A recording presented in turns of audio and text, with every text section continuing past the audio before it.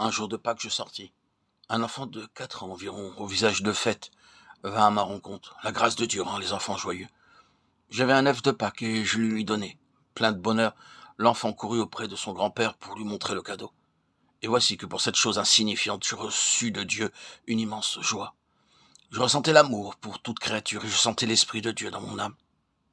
Revenu à la maison, je pris longuement avec des larmes, dans une profonde compassion pour le monde. Si l'Esprit Saint habite dans une âme, l'homme reconnaît en lui le royaume de Dieu. Luc 17, 21. Tu dis peut-être pourquoi donc n'ai-je pas une telle grâce? C'est parce que tu veux vivre selon ta volonté propre et tu ne veux pas t'abandonner à celle de Dieu. L'âme doit être remplie d'un amour si extraordinaire pour Dieu que l'esprit, libéré de toute autre préoccupation, reste avec toutes ses énergies et sans interruption en Dieu. Heureux le pécheur qui se convertit à Dieu et l'aime. Celui qui commence à haïr le péché a atteint le premier degré de l'échelle céleste.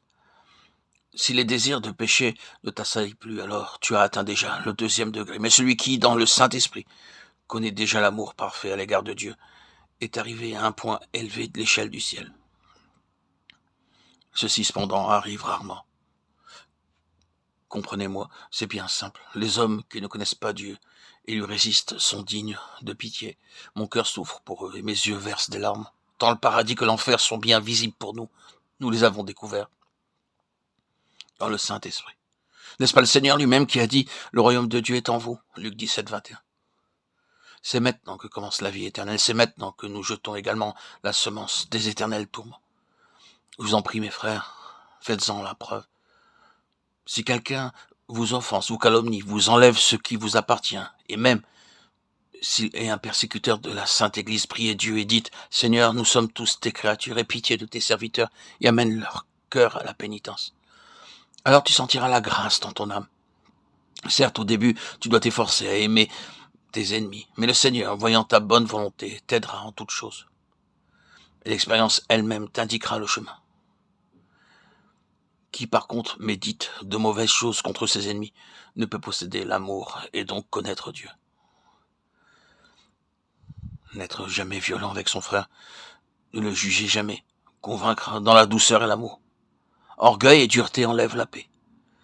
Aime qui ne t'aime pas et prie pour lui. Ainsi ta paix ne sera point troublée.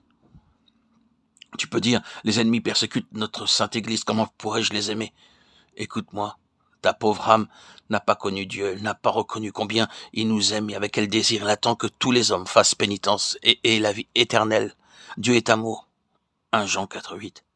Il envoie sur terre l'Esprit Saint qui apprend à l'âme à aimer les ennemis et à prier pour eux, afin qu'ils soient sauvés eux aussi. Voilà le véritable amour.